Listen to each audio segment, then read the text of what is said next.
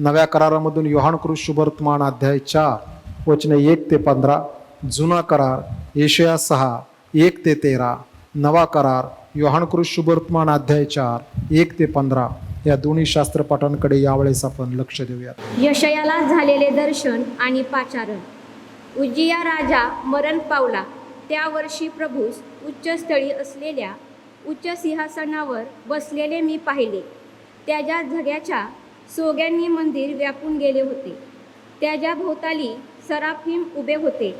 त्या प्रत्येकाला 6 पंख होते. दोहोंनी तो आपले तोंड झाकी, दोहोंनी आपले पाय झाकी व दोहोंनी उडे. ते आळीपाळीने उच्च स्वराने म्हणत, पवित्र पवित्र पवित्र सेनाधीश परमेश्वर, अखिल पृथ्वीची समृद्धी त्याचे वैभव होय. घोषणा करणाऱ्यांच्या या वाणीने उंबरठे हालले व मंदिर धुराने भरले. तेव्हा मी म्हणालो, हाय हाय, माझे आता वाईट झाले, कारण मी अशुद्ध ओठांचा मनुष्य आहे आणि मी अशुद्ध ओठांच्या लोकात राहतो. आणि सेनाधीश परमेश्वर राजाधिराज यास मी आपल्या डोळ्यांनी पाहिले. मग एक सराफदूत वेदीवरील इंगळ चिमट्याने हाती घेऊन मजकडे उडत आला. तो माझ्या ओठास लावून त्याने म्हटले, पहा, याचा स्पर्श तुझ्या ओठास झाला, म्हणून तुझा दोष दूर झाला आहे, तुझ्या पापाचे प्रायश्चित्त झाले आहे.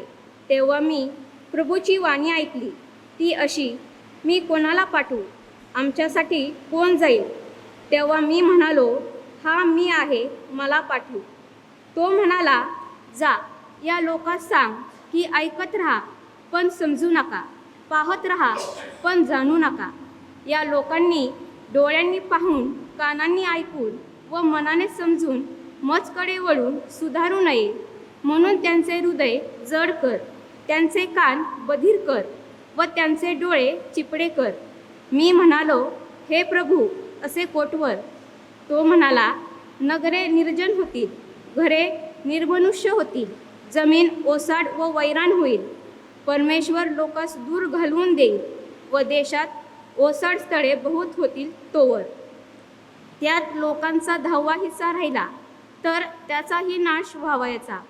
तरी एला व अल्लोन ही झाडे तोडिल्यावर ज्याप्रमाणे त्यांचा बुडका राहतो, त्याप्रमाणे त्यांचा बुडका पवित्र बीज असा राहील. आमेन. येशू व शमरोनी स्त्री.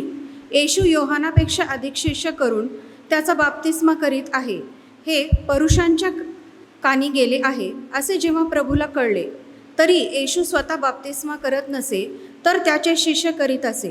तेव्हा ते यहुदिया सोडून पुन्हा गालिलात गेला आणि त्याला शमरोनामधून जावे लागले. मग तो शमरोनामधून सुखार नावाच्या नगरास आला. ते याकोबाने आपला मुलगा योसेफ याला दिलेल्या शेताजवळ होते. तेथे याकोबाचा झरा होता. चालून चालून दमलेला येशू तसाच त्या झऱ्यावर बसला. तेव्हा सुमारे 6वा तास होता. तेथे शमरोनाची एक स्त्री पाणी काढावयास आली. तिला येशू म्हणाला, मला प्यावयाला पाणी दे, कारण त्याचे शिष्य अन्न विकत घ्यायस नगरात गेले होते. तेव्हा ती शमरोनी स्त्री त्याला म्हणाली, आपण यहुदी असता माझ्यासारख्या शमरोनी स्त्रीजवळ प्यावयाला पाणी मागता हे कसे? कारण यहुदी शमरोनी लोकांबरोबर संबंध ठेवत नसतात. येशूने तिला उत्तर दिले, देवाचे दान म्हणजे काय आणि मला प्यावयास पाणी दे असे तुला म्हणावयास कोण आहे हे तुला कळले असता तर तू त्याच्याजवळ मागितले असते आणि त्याने तुला जिवंत पाणी दिले असते. ती त्याला म्हणाली, महाराज, पाणी काढावयास आपल्याजवळ पोहरा नाही व विहीर ती खूप खोल आहे, मग ते जिवंत पाणी आपल्याजवळ कोठून? आमचा पूर्वज याकोब याने ही विहीर आम्हास दिली. तो स्वतः, त्याचे मुलगे व त्याचे गुरेढोरे हिचे पाणी पीत असत. त्यांच्यापेक्षा आपण मोठे आहात काय? येशूने तिला उत्तर दिले, जो कोणी हे पाणी पिईल त्याला पुन्हा तहान लागणार नाही, परंतु मी देईन ते पाणी जो कोणी पिईल त्याला कधीही तहान लागणार नाही. जे पाणी मी त्याला देईन ते त्याच्यामध्ये सर्वकालिक जीवनासाठी उपळ्या पाण्याचा झरा असा होईल. ती स्त्री त्याला म्हणाली, महाराज, मला तहान लागू नये व पाणी काढावयास मला येतवर येणे भाग पडू नये, म्हणून ते पाणी मला द्या. आजच्या देवाच्या वचनाकडे लक्ष लावूयात. आजच्या वचनाचं शीर्षक किंवा त्याचा मुख्य विषय आहे, मी येशूला काय म्हणून ओळखतो. मी येशूला काय म्हणून ओळखतो. आज देवाच्या वचनाची सुरुवात करत असताना देवाचे लोक हो, आज ऐकणारे सर्वजण हो, प्रश्न आहे, काय आम्ही येशूला ओळखतो का?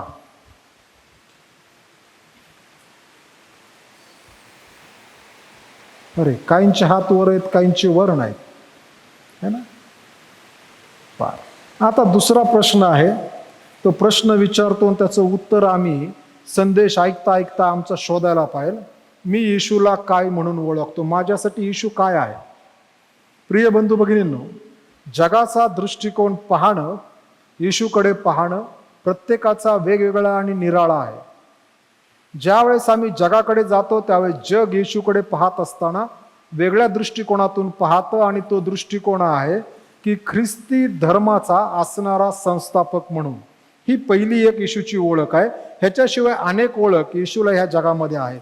जे येशूला ओळखत नाहीत किंवा ज्यांचं तारण झालं नाही त्यांचं मंडळ्या येशूला ओळखत असताना वेगळ्या प्रकारे ओळखतात, परंतु खऱ्या येशूची ओळख होणं ही नितांत गरजेची आहे. एवढंच नव्हे, कालपरत्वे आणि स्थलपरत्वे येशूला पाहण्याचा दृष्टिकोन देखील लोकांनी बदलत चाललेला आहे. आजपासून 2000 वर्षापूर्वी जर आम्ही प्रेषितांच्या काळात गेलो, त्यांनी ज्या येशूला चाचपून पाहिलं, ज्याविषयी संत योहानाच्या पत्रामध्ये लिहितो, तो जो येशू आहे आणि आजचा येशू ह्याच्यामध्ये बराचसा फरक होताना दिसत आहे. परंतु बायबलचा येशू काय बदललेला दिसत नाही. बायबलचा येशू आहे. बायबलचा येशू कधी बदलत नाही. माणसाने आपल्या सोयीनुसार स्थलपरत्वे कालपरत्वे येशूला बदलण्याचा प्रयत्न केला. साधू सुंदर सिंग, की ज्यांच्याविषयी म्हटलं जातं रक्ताळलेल्या पायाचा प्रेषित, साधू सुंदर सिंग यांनी त्यांच्या काळामध्ये भरपूर देवाचं वचन सांगितलं. मुळात ते ख्रिस्ताकडे ज्यावेळेस आले, तो त्यांच्या असणारा जीवन बदलण्याचा जो क्रम आहे तोच फार सुंदर आहे. साधू सुंदर सिंग हे एका असणाऱ्या ख्रिस्ती शाळेमध्ये शिक्षण घेत होते, आणि त्यावेळेस त्यांना कळत न कळत त्यांच्या कानावरती येशूचं नाव आणि सुवार्थ आणि देवाचं वचन पडत होतं. परंतु एका पंजाबी कुटुंबामध्ये, शीख कुटुंबामध्ये जन्माला आलेली ही व्यक्ती, तिच्या जीवनामध्ये अनेक प्रश्न होते, आणि एकदा कुणीतरी त्यांना नवीन करार हातामध्ये दिला, आणि त्यांच्या मनामध्ये ख्रिस्ती लोकांविषयी घृणा होती की ख्रिस्ती लोक धर्म परिवर्तन करतात, आणि म्हणून त्यांनी ते पुस्तक नेलं आणि आपल्या घरी ते पुस्तक फाडून टाकलं, जाळून टाकलं, ते नेस्तानाभूत करण्याचा प्रयत्न केला. आतापर्यंत जगामध्ये हजारो आणि शेकडो लोकांनी वेगवेगळ्या वेळेस बायबल संपवण्याचा आणि येशूला संपवण्याचा प्रयत्न केला. त्यामध्ये साधू सुंदर सिंग देखील होते. परंतु त्यांनी जसं ते पुस्तक जाळलं तसं त्यांच्या मनामध्ये एक चलबिचल सुरू झाली की नेमकं काय आहे. आणि त्यांचा प्रश्न येऊन एके ठिकाणी उभा राहिला, खरा जिवंत देव कोण आहे. आणि त्या रात्री आपल्या खोलीमध्ये असताना त्यांनी देवाला हाक मारली. कोणता देव त्यांना माहित नाही, परंतु एक सृष्टी निर्माण करणारा देव आहे, ज्याने आकाश आणि पृथ्वी बनवले असा एक जिवंत देव आहे. त्याला हाक मारले आणि ते म्हणाले, हे देवा, तू जो काही जिवंत देव आहेस, जर आज रात्री तू मला दर्शन दिलं नाहीस तर रात्री 2 वाजता माझ्या घराच्या मागून लुधियाना एक्सप्रेस ही ट्रेन जाते आणि त्या ट्रेन खाली जाऊन मी आत्महत्या करेल.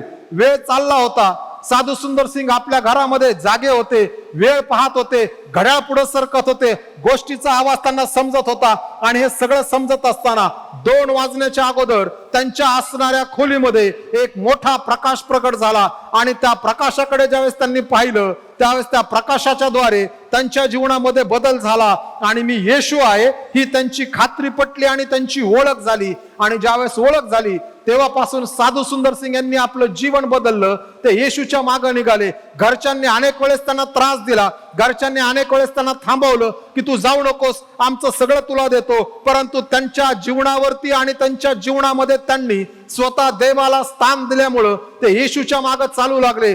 त्यांच्यावरती विषप्रयोग झाला, त्यातून देवाने त्यांना वाचवलं. आणि अशी सेवा करत एकदा ते येऊन पोहोचले साऊथ इंडियामध्ये. त्यांनी जास्त सेवा केली. नेपाळ, तिबेट, उत्तर भारत या भागात त्यांनी पुष्कळ सेवा केली, काश्मीरच्या भागामध्ये.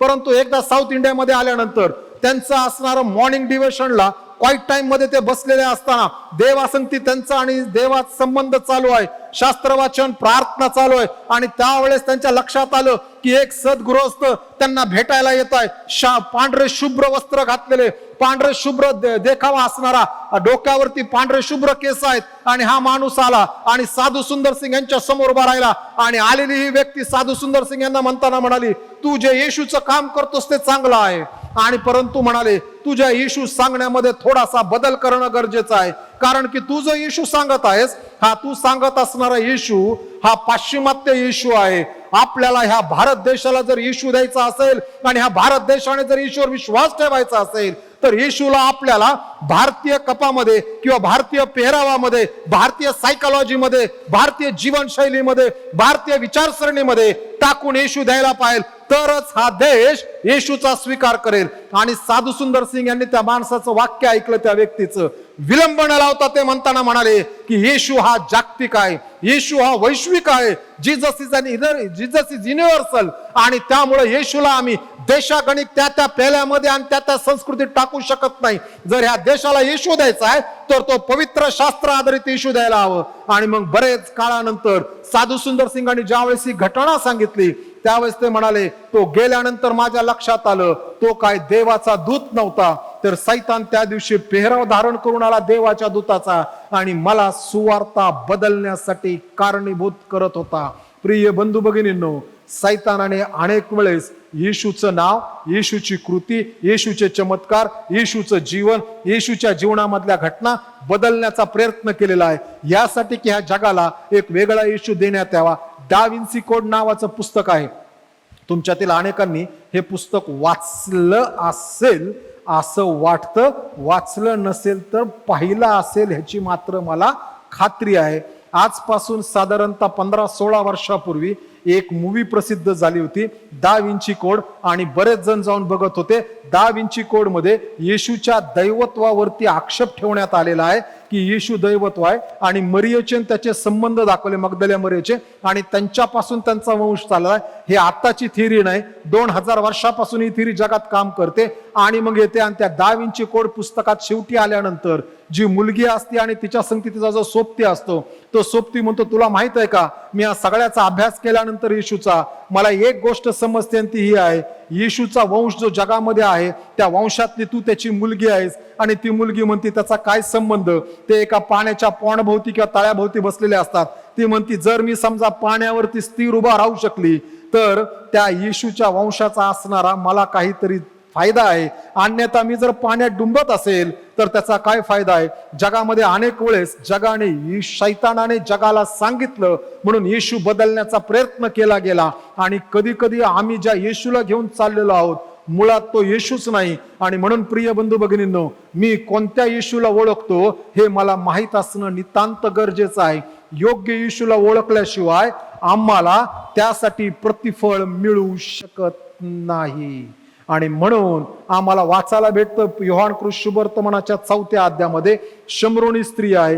ही शमरोनी स्त्री येशूला ज्या प्रकारे ओळखते, टप्प्याटप्प्याने तिला येशूची ओळख होते. ती एकाच टप्प्यावर उभा राहत नाही, मला माहित आहे तोच येशू परिपूर्ण आहे असं नाही.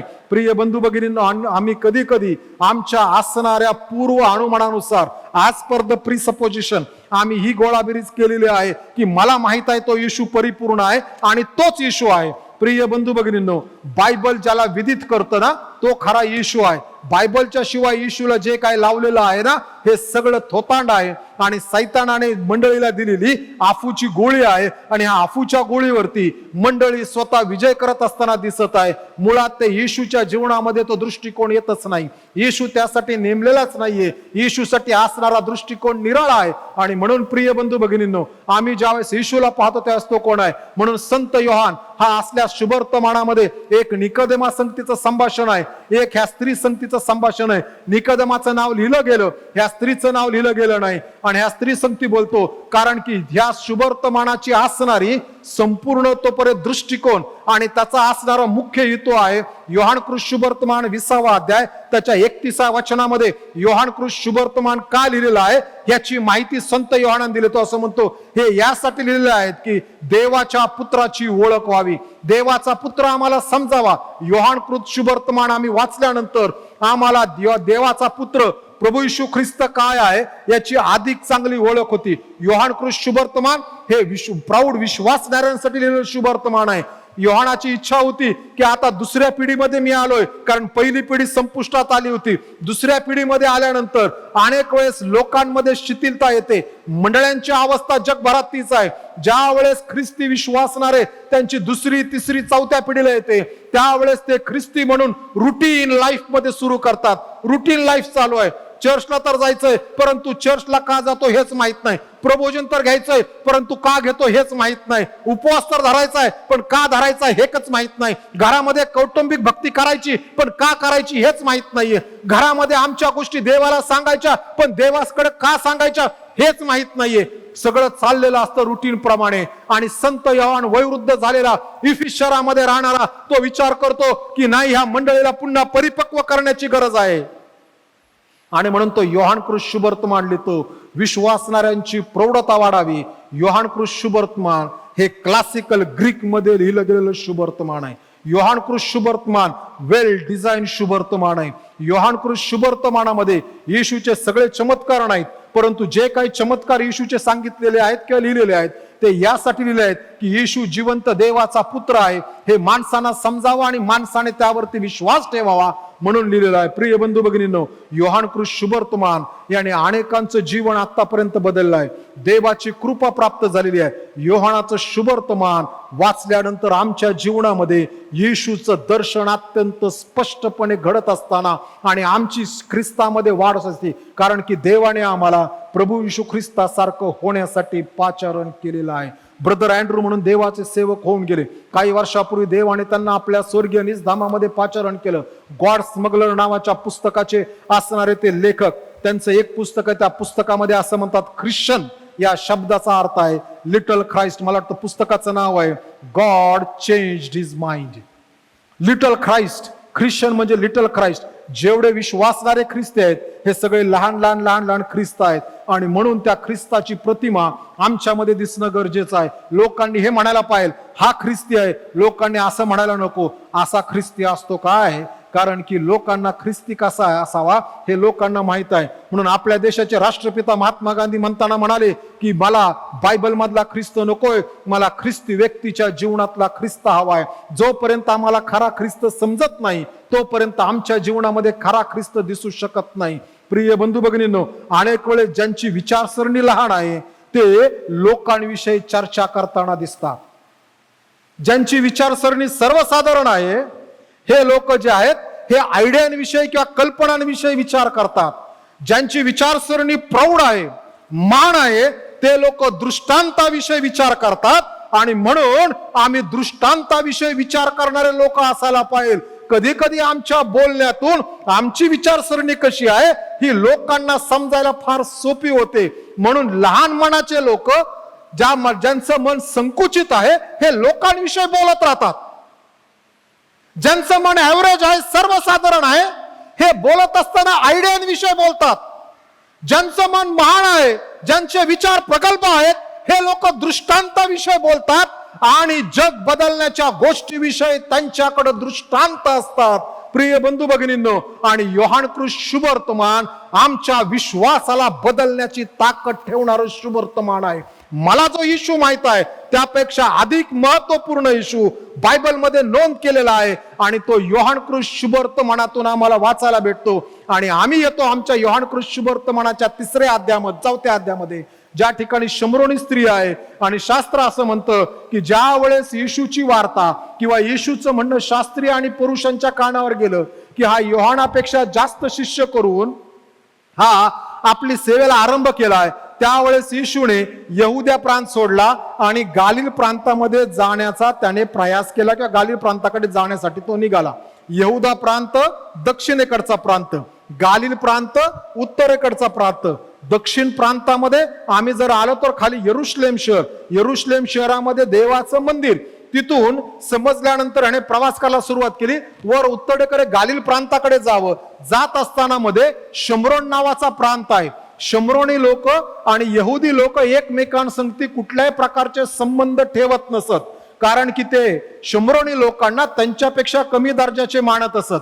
आणि यहुदी लोक स्वतःला उच्चभ्रू म्हणून मानत, म्हणजे संबंध ठेवत. इतकंच नव्हे, ते त्यांच्या प्रांतातून पण जात नव्हते. त्यांना जर समजा वर गालिलातून खाली यहुद्यात यायचंय किंवा खाली यहुद्यातून वर गालिलात जायचंय, तर ते ज्या वेळेस शम्रोन प्रांताच्या बॉर्डरला यायचे, तिथून नदी यर्दन नदी क्रॉस करून पलीकडे जायचं, पेरिया प्रांतामधून प्रवास करायचा.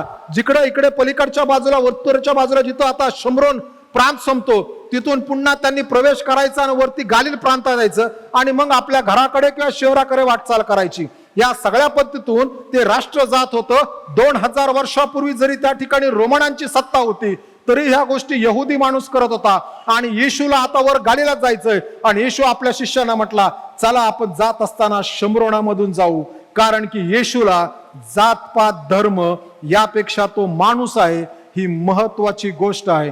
कारण की ज्या वेळेस आम्ही पाहतो, त्यावेळेस पाहत असताना आमच्या लक्षात येतं, वास येतोय वाटतं बघ, पाहत असताना आमच्या लक्षात येतं की ज्या वेळेस की येशू पाहत असताना, येशूकडे ज्यावेळेस आम्ही लक्ष लावतो, त्यावेळेस येशूला सर्व स्त्री आणि पुरुष सर्व व्यक्ती सारख्या आहेत. येशूकडे ज्यावेळेस आम्ही पाहतो, त्यावेळेस येशूकडे पाहत असताना आम्हाला एक महत्वाची गोष्ट मिळते, येशू माणसांमध्ये फरक करत नाही. येशूला काळा माणूस, गोरा माणूस, पिवळा माणूस सर्व सारखे आहेत, स्त्री पुरुष सगळे सारखे आहेत. परंतु जेव्हा आम्ही देवाकडे येतो, त्यावेळेस आमचा तारणारा प्रभू येशू ख्रिस्त, म्हणून योहान 3:16 मध्ये येशू लिहितो की देवाने जगावर प्रीती केली. आमचा देव संपूर्ण जगावरती प्रीती करणार आहे. तो अमेरिकन लोक आणि इंडियन लोक आणि रशियन लोक आणि जॅपनीज आणि चायनीज या प्रकारे तो वेगळ्या प्रकारे, कॅनेडियन या प्रकारे तो लोकांमध्ये भेदभाव करत नाही, कारण की त्याला सर्वजण सारखे आहेत. कारण की शास्त्र बायबल आम्हाला शिकवतं, देवासाठी भूतलावर जन्मलेला प्रत्येक व्यक्ती जो आहे हा देवाचं मूल आहे. परंतु ज्या वेळेस तारण होतं, त्यावेळेस आम्ही देवाकडे दत्तक घेतले जातो. येशू निघाला आणि येशूने शिष्यांना सांगितलं काम. येशू म्हणतो की आता मी या ठिकाणी बसतोय, तुम्ही जरा जाऊन या. आणि तो जात असताना येशू म्हणतो की दमलेला येशू दमलेला आहे बरं का, येशूला दम लागतो. येशूचं मानवी रूप आहे, येशू दमलेला आहे. तो म्हणतो दमलेला जो येशू आहे हा तसाच झाऱ्यावर बसला. तेव्हा सुमारे 6वा तास होता आणि 6व्या तासाला घटना घडती. योहान फार बारकावेल येतो आणि थोडंसं तेथे शम्रोनाची एक स्त्री पाणी काढाव्यास आली आणि ती पाणी घ्यायला आली. येशू बसलाय, शिष्य गावामध्ये अन्न आणण्यासाठी गेलेत. शिष्यांना फार मोठा प्रश्न होता की आम्ही यहुदी असताना आता ह्या शम्रोनी लोकांकडनं अन्न विकत आणायचे का?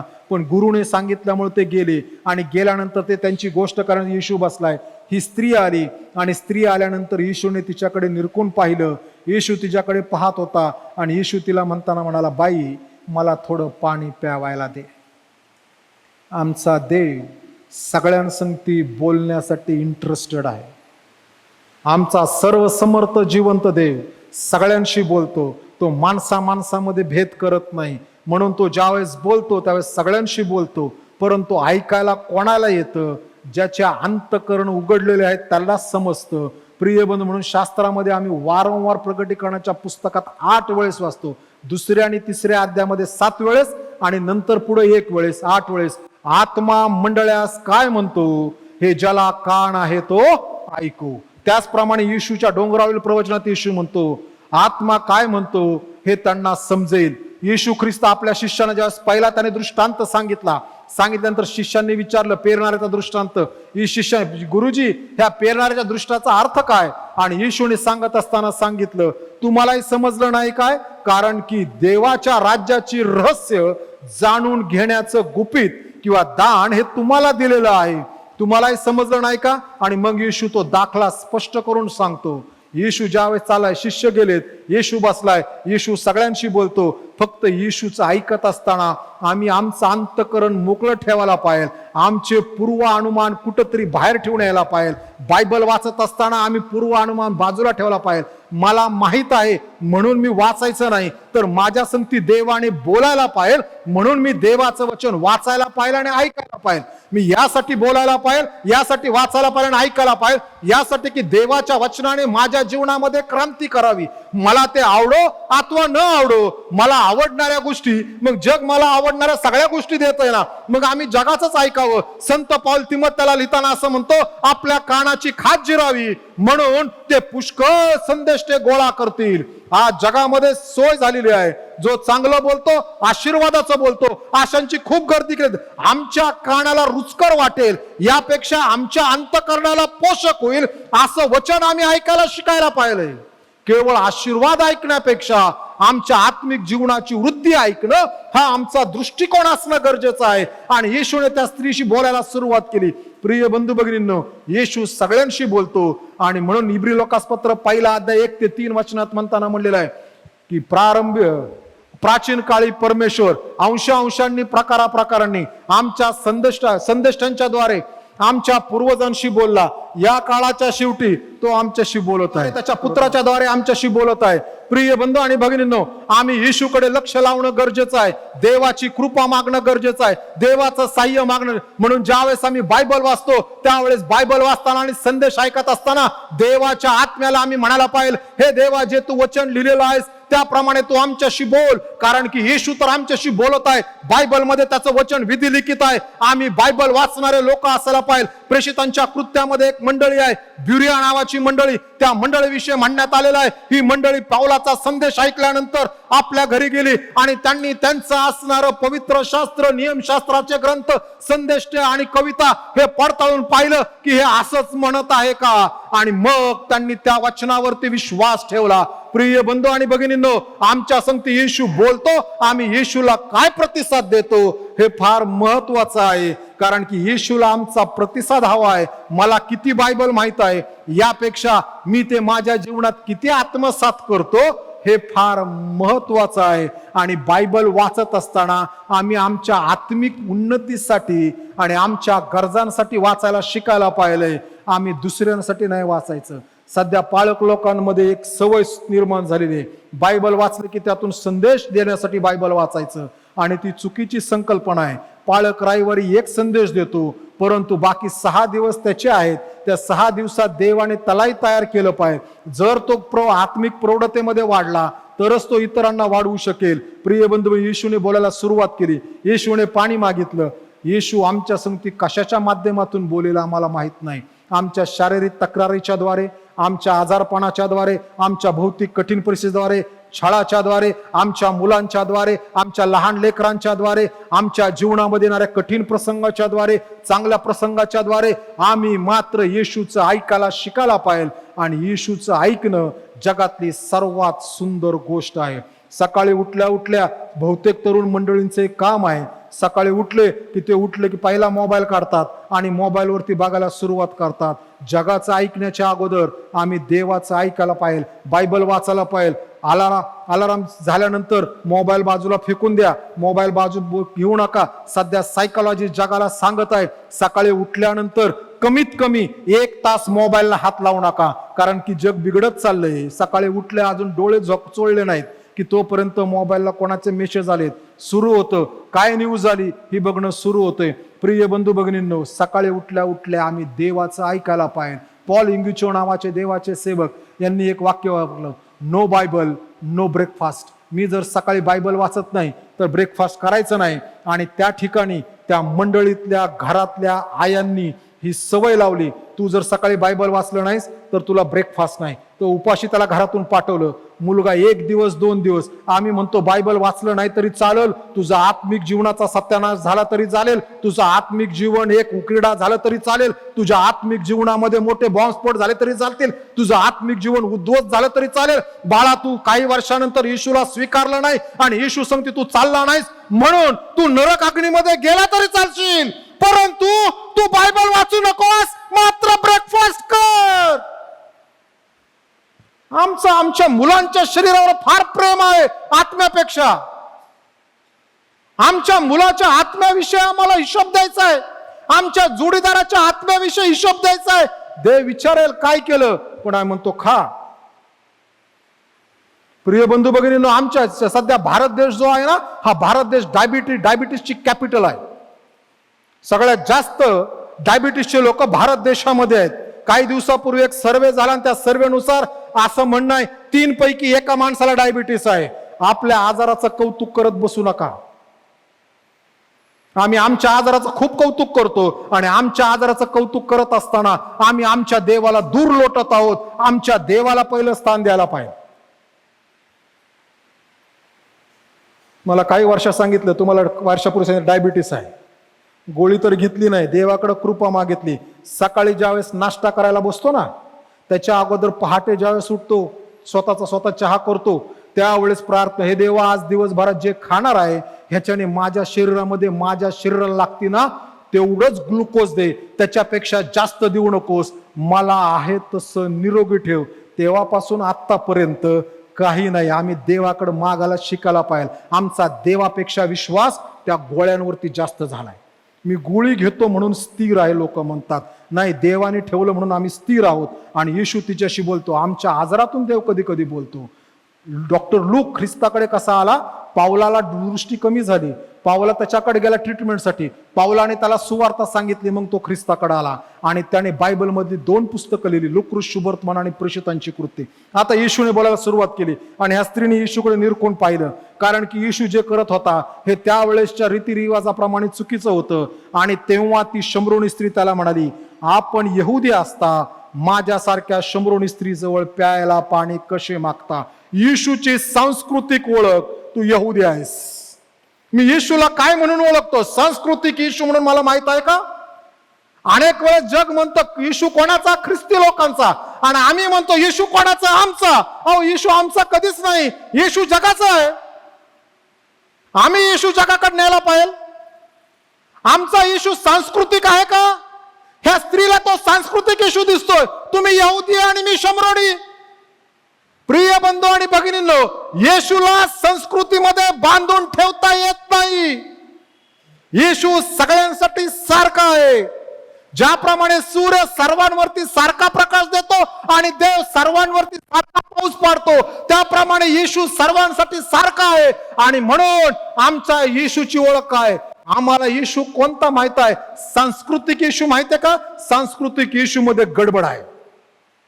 सांस्कृतिक येशू गडबड काय माहिती आहे का? सांस्कृतिक येशू हा सांगतो की तो उच्च, हा नीच. सांस्कृतिक येशू सांगतो येशू असा, येशू तसा नाही. सांस्कृतिक येशूपेक्षा जो योग्य येशू तू माहित पाहिजे. ही स्त्री म्हणते, तुम्ही यहुदी आणि मी शमरोनी आहे, तुम्ही माझ्याकडे पाणी कसं मागता? आम्ही अनेक वेळेस आमचा येशू ख्रिस्ती लोकांनी त्यांची स्वतःची मक्तेदारी केलेली आहे. पेत्राच्या पत्रामध्ये पेत्र लिहितात, तुम्ही तर निवडलेला वंश, राजकीय याजकगण आहात. तो निवडलेला वंश जो शब्द आहे ग्रीक, त्याचं भाषांतर इंग्रजीमध्ये किंग जेम्स वर्जन केलं, फार सुंदर आहे. पेक्युलर पीपल म्हणजे देवाचे खासगी लोक. आम्ही देवाचे खासगी लोक आहोत. कधी कधी येशू आम्ही आमच्या संस्कृतीत असा पीठ बसवला आहे की तो आम्ही आमच्या स्वतःचा केला, दुसऱ्याला द्यायला तयारच नाही. आणि दुसऱ्याला एखाद्याला भेटला तरी त्याला आमच्यात घ्यायला तयार नाही. महात्मा गांधी ज्वलंत उदाहरण आहेत. ज्यावेळेस आफ्रिका खंडामध्ये बॅरिस्टरी करत होते, चर्चला गेल्यानंतर त्यांना सांगताना सांगितलं, हे पहिलं गोऱ्या लोकांचं चर्च आहे, ह्याच्यानंतर ते मग काळ्या लोकांचं चर्च होईल. त्यावेळेस त्याच्यानंतर ते पुन्हा चर्चकडे गेले नाहीत, परंतु ते बायबल वाचत राहिले. माझ्या जीवनातलं एक उदाहरण आहे. मुंबईला असताना एक मुलगा, चांगला प्रोफेसर, तो माझ्या संपर्कात आल्यानंतर त्यांना सुवार्ता सांगितली, ख्रिस्तामध्ये ओळखला, सगळं जीवन ख्रिस्तमय होतं, विश्व होता. आणि मग तो चर्चला आल्यानंतर आपल्या असणाऱ्या बॉम्बे ख्रिश्चन सेंटरमध्ये, त्या ठिकाणी जे वर्किंग मेन्स आहे त्यांचं हॉस्टेल आहे, त्या ठिकाणी तो येऊन राहू लागल्यानंतर त्या ठिकाणी त्याने सांगताना सांगितलं की आता मला बाप्तिस्मा घ्यायला हवा. आणि म्हणून तो त्या ठिकाणी बाप्तिस्म्यासाठी आला. आणि त्यावेळेसच्या असणाऱ्या 1-2 लीडर्स लोकांनी त्याला सांगताना सांगितलं, तू बाप्तिस्मा का घेतोयस आम्हाला माहित आहे, यासाठी की तुला इथं वरती राहायला भेटावं म्हणून. कारण की तू बाप्तिस्मा घेतला तर मग तुझ्यावर कोणी आक्षेप घेणार नाही. त्या मुलाने आज तागायत बाप्तिस्मा घेतला नाही. आणि तो मुलगा वरती आपल्या फ्रेंडशिप सेंटरला यासाठी राहायचा, कारण की इथं ख्रिस्ती लोकांची सहभागिता भेटेल, रविवारचं चर्च भेटेल, बायबल स्टडी भेटेल. आणि त्या मुलाला त्यावेळेस ज्या ठिकाणी तो शिक्षक म्हणून प्रोफेसर काम करत होता, त्या ITI ची कंपनी त्याला 1 बेडरूम हॉल किचनचं घर फुकट राहायला देत होती. कधी कधी आमच्या गोष्टीमुळे आम्ही लोकांना ख्रिस्तापासून दूर करत आहोत. एक तर आम्ही लोकांना ख्रिस्ताच्या जवळ, म्हणून सांस्कृतिक इशू लोकांना नका देऊ. बायबलचा इशू. दुसरं पुढे झालं, त्यांचं बोलणं झालं. येशू तिला म्हणाला, येशूने तिला उत्तर दिले, देवाचे दान म्हणजे काय? तुला पाणी प्यावास देणारा मी कोण, ह्याची जर तुला कळले असते, म्हणजे तिला अजून येशू कळलेलाच नाही. प्रिय बंधू भगिनींनो, सांस्कृतिक येशू जो आहे ना, तो न कळलेला येशू आहे. त्याच्याजवळ मागितलं त्याने तुला जिवंत पाणी दिले असते. मग 11 वचन आणि 15 वचनामध्ये ती दोनदा येशूला म्हणते महाराज महाराज, परंतु दोन्ही वेळेस महाराज वापरत असताना तिची मनोवृत्ती वेगळी आहे. 11 वचन जास्ती महाराज म्हणते त्यावेळेस तिला समजतं अरे हा कोणतरी वेगळा माणूस आहे, हा नुसता यहुदी नाही. आणि मग ती त्याच्याकडे पाहत असताना एक बाबा रिस्पेक्टेड मनुष्य म्हणून पाहते, म्हणून ती म्हणते महाराज, हा इतरांपेक्षा वेगळा आहे. कधी कधी लोक ख्रिस्ताकडे येशू वेगळा आहे म्हणून येतात. मी बायबल कॉलेजला शिकवत होतो आणि त्यावेळेस आम्हाला हिंदुइझम शिकवायला, मला वाटतं माझं फर्स्ट इयर किंवा सेकंड इयर असेल, त्यांचं नाव मी विसरलो, या ठिकाणी आमचे सर पण आहेत, ते सांगू शकतील. ज्यावेळेस आम्ही त्याकडे पाहिलं त्यावेळेस एक साधू मनुष्य यायचा हिंदुइझम शिकवायला, आणि सगळ्यांना आम्हाला चॅपलमध्ये बसवावं लागायचं. त्या चर्च म्हणजे चॅपल, त्या ठिकाणी बसवावं लागायचं. आणि बसल्यानंतर त्यांनी त्यावेळेस आम्हाला बसायला खाली बसत, बेंच नव्हते, खाली बसत असताना त्या माणसाने सांगताना सांगितलं चला ध्यानस्थ व्हा, मग एक मांडी घ्या, त्याच्यावर दुसरी मांडी टाका, आणि मग असं कडक बसा, आणि पहिलं म्हणा की मी हिंदू आहे. आम्ही सगळे शांत होतो. त्यांनी सांगताना सांगितलं जोपर्यंत तुम्ही म्हणणार नाही मी हिंदू आहे तोपर्यंत शिकवणार नाही. ॲट ए टाइम मी एक शेहू नावाचा मुलगा होता नागालँडचा, तो संजय मकासरे, अनंता शिंदे, आम्ही 4 जण उठलो, वही घेतली आणि त्या चापल. ते म्हणले काय झालं? मी पटकन वळून म्हणालो आम्ही आहोत तसे ख्रिस्ती, हिंदुइझम शिकवत असेल तर शिकवा, नाहीतर नाही होणार. आणि मग त्यांनी आम्हाला काय थांबवलं नाही, आम्ही बाहेर आलो. आम्ही 4 जण बाहेर उभा राहून चापलच्या त्यांची वाट बघत होतो, कधी टी ब्रेक होतो आणि या माणसाला गाठतो. मी त्यांना विचारलं तुमचं तारण कसं झालं, आणि त्यांनी मला सांगताना सांगितलं मी गंगेच्या काठी फिरत असताना कोणीतरी मला नवीन करार दिला, मी नवीन करार वाचत होतो, आणि नवीन करारामध्ये आल्यानंतर येशूला वधस्तंभावर धरून देण्याच्या अगोदर त्या माडीवरच्या खोलीमध्ये हा गुरु उठतो, हातामध्ये गंगाळ घेतो, रुमाल घेतो, आणि तो आपल्या शिष्यांचे पाय धुतो. जगामध्ये असा गुरु झाला नाही की जो शिष्यांचे पाय धुतो. आणि ह्या वाक्याने माझं मन हेलावलं, आणि म्हणून मी येशूच्या मागे निघालो. आणि त्यावेळेस आम्ही 40 जण जे बाहेर क्लासचे होतो, आम्ही बोलताना म्हणताना म्हणालो की तुम्हाला येशू तारणारा आहे, येशू पापाची क्षमा करतो, ह्याची तुम्हाला ओळख करून घेणं गरजेची आहे. ते म्हणले परत क्लासला येऊ नको. जाता रजिस्ट्रारला रिपोर्ट केलं की आम्ही क्लासला बसणार नाही कारण ते माणूस बरोबर नाही. त्यांनी समजावण्याचा प्रयत्न केला, डायरेक्टरला जाऊन सांगितलं. डायरेक्टर म्हणले कमीत कमी म्हणलं पुढच्या वर्षी दुसऱ्याकडनं शिकू, नापास लिहून दिलं तरी चालेल, पेपर लिहिता नाही तरी चालेल. परंतु हे सगळं झालं. त्याच्यानंतर बायबल कॉलेज संपलं, मुंबईमध्ये सेवेला आलो, आणि सेवेला आल्यानंतर एकदा दादर स्टेशनच्या बाहेर एक बायबल कॉलेजचा मुलगा भेटला. मला म्हणला अरे अब्राम कस काय? म्हणलं बरं यार तू कस काय? तो साऊथ इंडियन होता.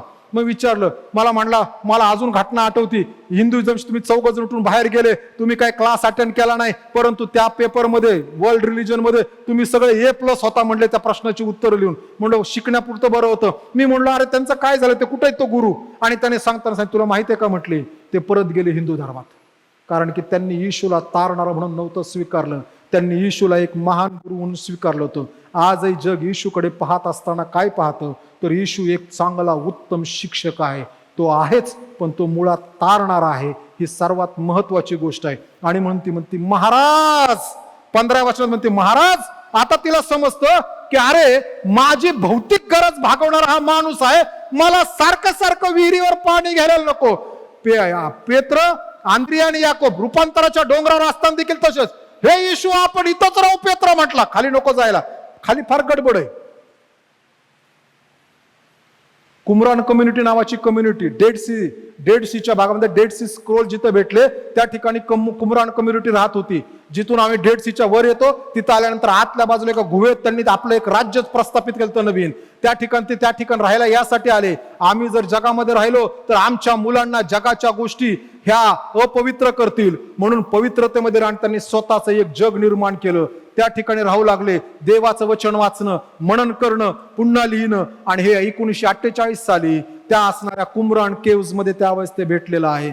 लोक अनेक वेळेस तिथंच राहायला पसंत करतात, परंतु प्रिय बंधू भगिनींनो, ही म्हणती महाराज मला पुन्हा विहिरीवर येऊ नये म्हणून ते पाणी मला द्या. आता इथं महाराज म्हणतात, ती म्हणती की नाही, हा माझी गरज भागवणार आहे. आम्ही येशूकडे काय म्हणून पाहतो? आमची गरज भागवणारा, भौतिक गरज. फक्त मला त्रास नको. पाणी आणणं म्हणजे त्रास आहे हो. आता बरं आहे, घरात नळ सोडला की पाणी येते.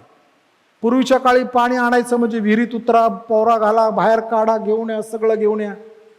काही दिवसापूर्वी मला एक ठिकाणी बसल्यानंतर एक व्यक्ती मला म्हणतो, पाळक साहेब आजच्या काळात पण आहे ना, आपण ज्या वेळेस बघा कळत न कळत लोक मला सांगत असतात आणि मला समजत नाही असं अनेक वेळेस वाटत असतं. आणि तो माणूस मला सांगत होता आणि तो म्हणला, पाळक साहेब घरामध्ये ज्यावेळेस आपण सून घेऊन येतो ना, त्यावेळेस ती आणणारी अशी पाहिलं आपल्याला की जी पोहऱ्यानी पाणी काढून ती पाणी पाजेल, स्वतःला पण आणि उंटांना पण. मी त्यांच्याकडे बघितलं, म्हणलं त्यावेळेस जर घरामध्ये नळ असता तर तिने बिचारीने आरोचंच पाणी भरून त्याला दिलं असतं आणि उंटांना पण पाजलं असतं.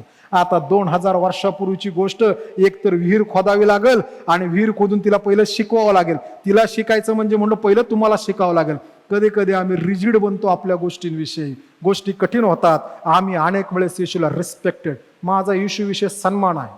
कुठं? चर्चमध्ये.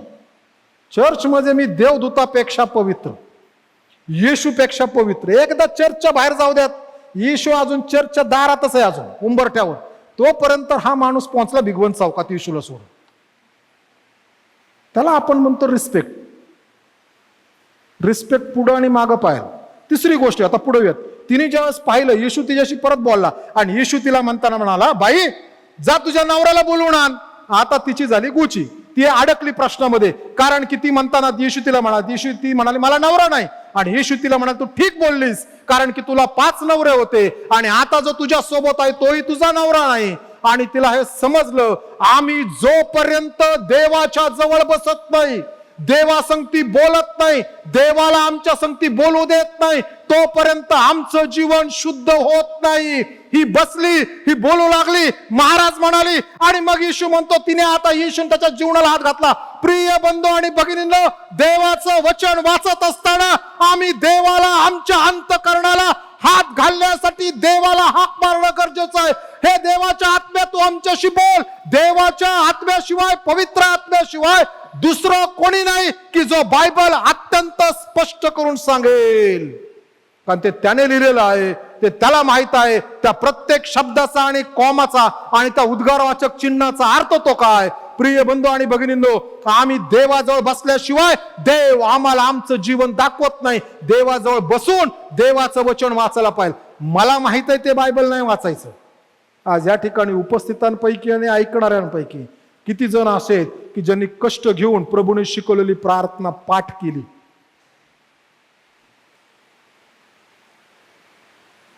आमची प्रार्थना कानपाठ आहे, ऐकून ऐकून ऐकून ऐकून ऐकून ऐकून ऐकून झाली. आपल्याला लिहायला लावली ना, मग काना चुकल, मात्रा चुकल, शब्द चुकल, कारण की आमची कानपाठ आहे. आम्ही तोंडपाठ केली नाही.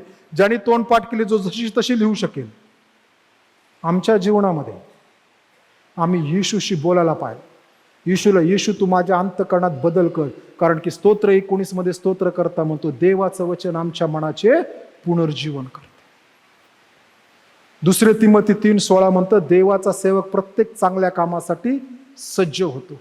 देवाचं वचन आमच्या जीवनामध्ये परिवर्तन करणारं वचन आहे, म्हणून आम्ही ते वाचायला पाहिजे. देवाला आमच्याशी बोलू द्यायला पाहिजे. देवा तू बोल, मला माहिती ते नाही वाचत. कधी कधी आम्हाला असं वाटतं मला माहिती वाचतो. पूर्वी मी यायच्या अगोदर, मी आल्यानंतर 2-3 वेळेस म्हणलं योहान 3:16 म्हणा. 2006 सालातली गोष्ट सांगतोय. योहान 3:16 कोणाला येतोय म्हणले, देवाने जगावर एवढी मोठी प्रीती केली, आपण त्यात मोठी घातली. त्यात मोठी नाही बायबलमध्ये, नुसती एवढी आहे. मग आपण बदललं. आम्हाला माहित असणारं बायबल, पाऊल आणि सिला हे 2 जण होते, आणि कुठं कुठं लोक सांगतात संडे स्कूलचे शिक्षक, आपल्याविषयी बोलत नाही, दुसरीकडचं सांगतोय है ना. सांगतात पाऊल आणि सिला 2 नवरा बायको होते. अरे पाऊल आणि सिला 2 पुरुष होते. कळत नाही कधी कधी आम्ही काय शिकवतो. पाऊल आणि सिला नवरा बायको जर म्हटलं ना आपण, तर ह्याचा अर्थ हा झाला की ते जे आहे ना, LGBT ला मान्यता दिली चर्चनी. ते 2 मित्र होते, नवरा बायको नव्हते. तिथं सिला लिहिलंय, तिथं शिला नाही लिहिली. मराठीतला हा घोटाळा आहे शिला आणि सिलाचा. बरं पुढे येऊयात, आपण पाहूयात. ती म्हणती, महाराज आपण संदेष्टे आहात. आता ती येशूला धार्मिक पुरुष म्हणून ओळखतील. संदेष्टे धार्मिक लोक होते त्या काळात. संदेष्टे ही धार्मिक संज्ञा आहे, धार्मिक व्याख्या आहे, धार्मिक टायटल आहे. आणि ती येशूला संदेश, कारण की आता येशू तिच्या जीवनाविषयी सांगू लागला. आणि येशू तिच्याकडे परत बघतो. येशू म्हणतो, अरे हिला अजून एक स्टेप पुढे आहे, मला ओळखायचे. आम्ही जर देवाच्या सानिध्यात राहिलो ख्रिस्ताच्या, आणि बायबलच्या तर आम्ही योग्य त्या प्रकारे देव, देवाच्या गोष्टी, देवाचे पॅटर्न, देवाचा आनंद, देवाची सहभागिता, देवाचं मार्गदर्शन, देवाचा दृष्टांत, देवाची असणारी मतप्रणाली, देवाची असणारी कृपा आणि देवाचा असणारा या जगासाठी आणि मनुष्य जातीसाठी आणि वैयक्तिक व्यक्तीसाठी देवाकडे जी योजना आहे ती आम्हाला सिद्धीच जाते. येशू तुझ्याकडे पाहून आता ही मला संदेष्टा म्हणाली, कारण की तिला असं वाटतं हा मनातल्या गोष्टी आणि जीवनातल्या गोष्टी ओळखू शकतो म्हणजे हा संदेष्टा आहे. आम्ही अनेक वेळेस येशूला कसं ओळखतो? संदेष्ट म्हणून ओळखतो का? येशूला सगळं माहिती आहे, चांगली गोष्ट आहे. याकोबाच्या पत्रामध्ये म्हणताना म्हटलेलं आहे, एक देव आहे असं तू विश्वास ठेवतोस काय? चांगलं करतोस. भूतेही तसाच विश्वास ठेवतात. भूतांना माहित नाही खूप देव आहेत, भूतांना एकच माहित आहे, एकच देव आहे आणि ते विश्वास तू चांगला करतो. आम्ही अनेक वेळेस येशूकडे संदेष्टा म्हणून पाहतो.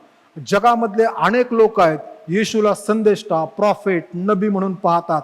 त्यापैकी जगामध्ये मोठा समुदाय आहे की जो येशूकडे एक संदेष्टा म्हणून पाहतो, देवाचा नबी म्हणून पाहतो. प्रिय बंधू भगिनींनो, तेवढी येशूची ओळख पुरेशी नाही, कारण की ते येशूचं परिपूर्ण रूप नव्हे. येशूला परिपूर्ण रूप जे आहे ते पुढं आहे. आणि मग ते आल्यानंतर येशू, मग ती बाई म्हणती, प्रभूजी आम्हाला तर सांगितलं तुम्ही ह्या गिरिजिम पर्वतावर उपासना करा, तुम्ही लोक म्हणता यहुदामध्ये असणाऱ्या यरुशलेमेतल्या मंदिरात उपासना करायची. आणि येशू म्हणतो, बाई अशी वेळ येत आहे, किंबहुना आलीच आहे.